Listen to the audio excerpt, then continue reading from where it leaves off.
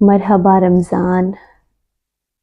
رمضان کا مہینہ بابرکت مہینہ، اللہ کی رحمتوں کا مہینہ، اللہ کی خوشنودگی حاصل کرنے کا مہینہ، تقوی کا مہینہ، ہمدردی کا مہینہ۔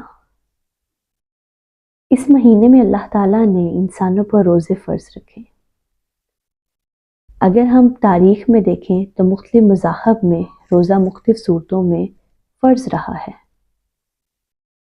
دیگر ادیان میں بھی اگر دیکھا جائے تو روزے کے فوائد بتائے جاتے ہیں۔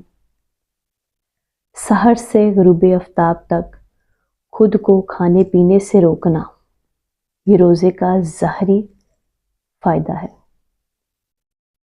لیکن سحر سے غروب آفتاب تک خود کو ایسی خواہشات سے روکے رکھنا جن سے اللہ تعالیٰ نے رکنے کا حکم دیا ہے، یہ روزے کی اصل روح ہے۔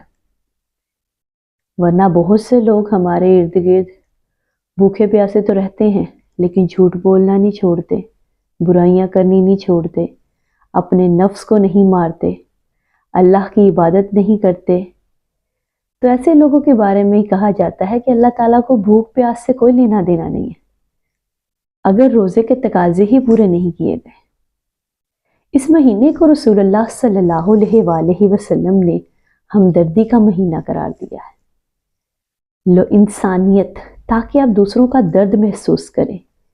جب ہم سحر سے آفتاب تک بھوکے رہتے ہیں تو ہمیں غریبوں کی بھوک کا احساس ہوتا ہے، ہمدردی کا جذبہ پیدا ہوتا ہے، تاکہ انسان سمجھے کہ لوگ کس طرح کی مشکلات سے گزرتے ہیں۔ اللہ کی خوشنودگی حاصل کرنے کا ایک بہت بڑا ذریعہ ہے روزہ۔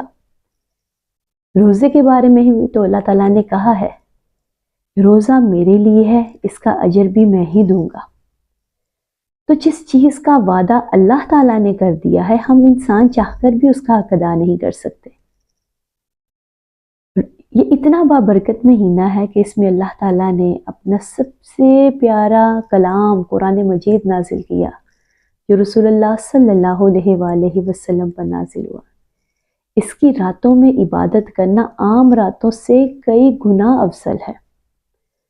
اللہ تعالیٰ ہمیں اس بابرکت مہینے میں اللہ کی رحمتیں حاصل کرنے کی توفیق عطا فرمائے، اپنے کردار کو مضبوط کرنے کی توفیق عطا فرمائے، لوگوں کے دکھ درد کو سمجھنے کی توفیق عطا فرمائے، اور اس بابرکت مہینے کے صدقے اللہ تعالیٰ ہم سب کو بخشے۔